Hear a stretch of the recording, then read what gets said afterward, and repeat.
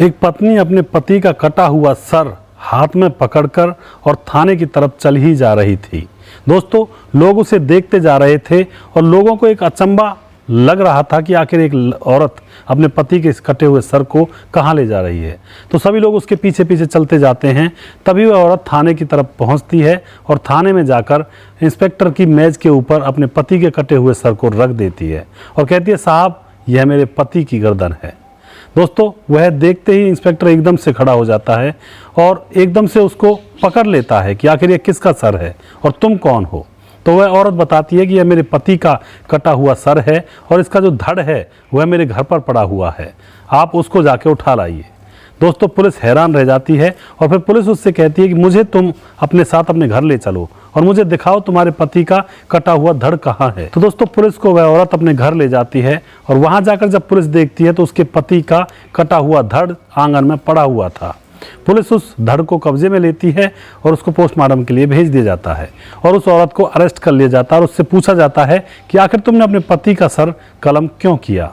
तो दोस्तों, वह औरत बताती है कि उसका नाम जुम्मा थापा है और यह घटना उत्तराखंड के अल्मोड़ा के झूला घाट की है और उस औरत का नाम होता है जुम्मा थापा, जिसकी उम्र 32 साल है। आज से 6 साल पहले उसकी शादी हुई थी और उसके पति का नाम होता है नारायण, जिसकी उम्र 41 साल है। वह बताती है कि उसके पति के साथ उसकी शादी हुई थी और वह बहुत ही खुश थी शुरुआत में, लेकिन धीरे धीरे उसके पति को शराब की लत लग जाती है और शराब की लत इतनी ज़्यादा लग जाती है कि वह रात और दिन शराब के नशे में चूर रहता है। हर दिन जो भी कमा कर लाता है उसकी शराब पी जाया करता है और मैं घर पर इंतज़ार करती रहती हूँ कि शाम को मेरा पति कुछ कमा कर लाएगा और फिर उन पैसों से मैं घर का सामान मंगाऊंगी, सब्जी वगैरह जो भी कुछ मंगाना होता है। तभी क्या होता है, वह बहुत ज़्यादा शराब पीने लगता है उसका पति और बात बात पर उसको मारने लगता है, पीटने लगता है और वह बहुत बुरी तरह से परेशान हो जाती है जुम्मा थापा। अब दोस्तों, क्या होता है, उसके पति का काम सुबह सुबह घर से निकल जाता है, जो भी कुछ कमाता धमाता है उसकी भी शराब पी लेता है और इधर उधर से भी पैसे मांगकर शराब पी लिया करता है। इस बात से जुम्मा थापा परेशान हो जाती है।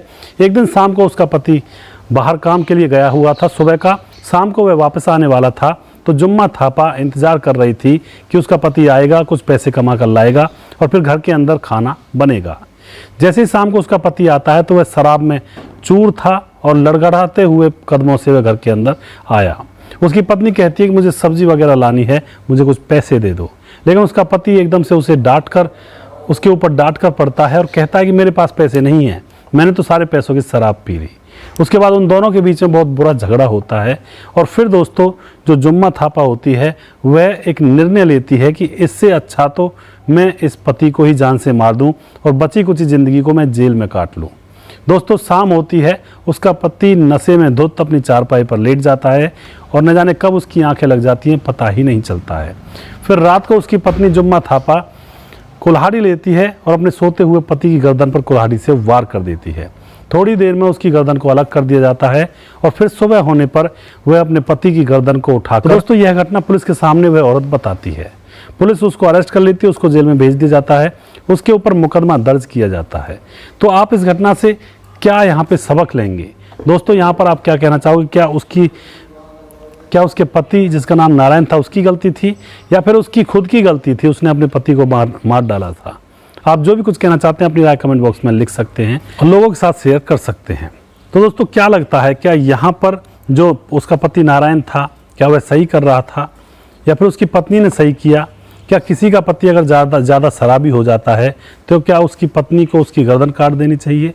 आप क्या कहना चाहते हैं इस घटना के विषय में? आप अपनी राय कमेंट बॉक्स में लिख सकते हैं। उस औरत ने सही किया या गलत किया, अपनी राय बता सकते हैं।